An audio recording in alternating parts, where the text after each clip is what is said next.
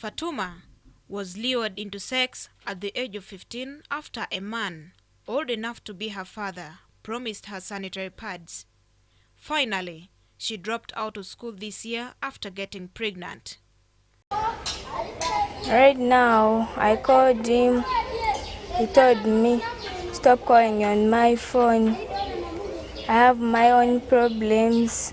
You tell your mom, the owner of the pregnant. The underprivileged girl, who is 5 months pregnant, had been a Senior 2 student at African Senior Secondary School in Jinja City.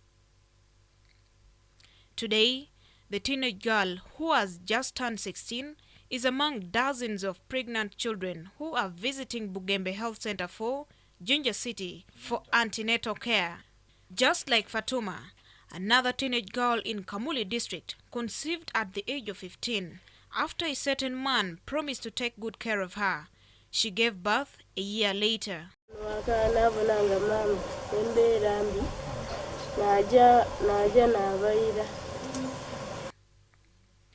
The prevalence of child marriage and teenage pregnancy is relatively high in Jinja, just like other districts in Busoga sub-region. Local authorities, police, and child rights organizations blame the increased case of child sexual offenses in Busoga sub-region on limited information around sexual reproductive health and menstrual hygiene management for the girls, poor parenting, and poverty, which makes some parents to look at defilement as financial breakthrough.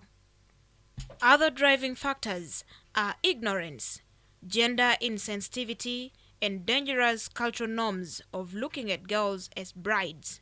Also, some parents have an old cultural mindset that prohibits them to think that they cannot talk about sexuality with their children.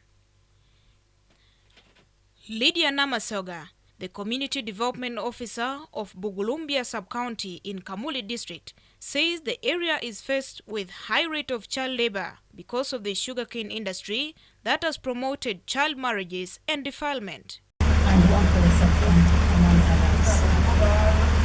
Our experience in Kamuli as duty bearers, as far as child marriages and early pregnancy is concerned, is one that leaves one's face bewildered.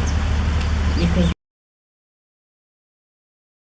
Namasoga says the abject poverty being experienced in the eastern part of Uganda is eating up children's future.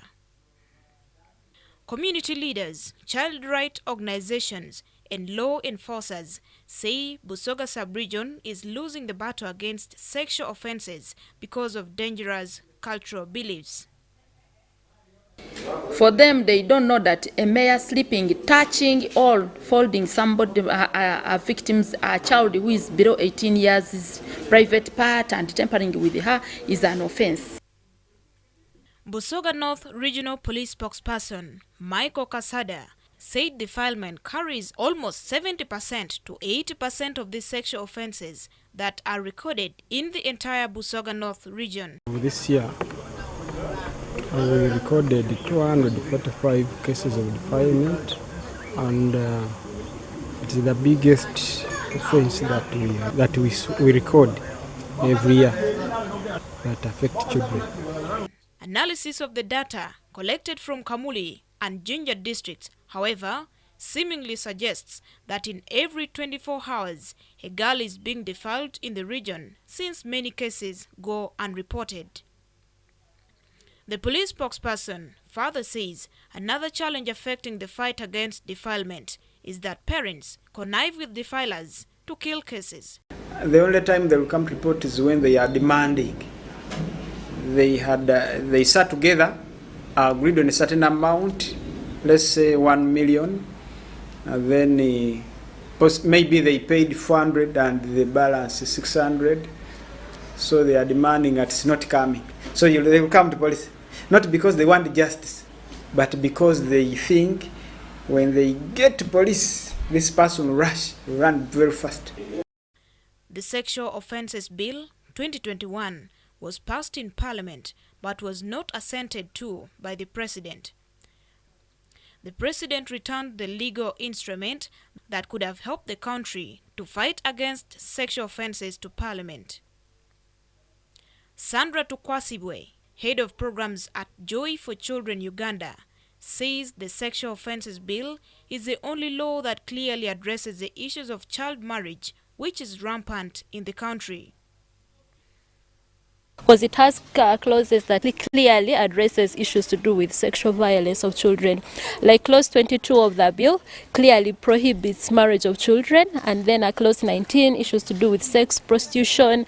If you're showing a child sexual content, that is also an offense. Interestingly, non-state actors, police, and community leaders have joined hands to mitigate sexual offences in Busoga. As Joy for Children, we are closely working with members of parliament on the Uganda Parliamentary Forum for Children, and we hope to have this bill retabled in parliament and have it passed. So we still have a long way to go.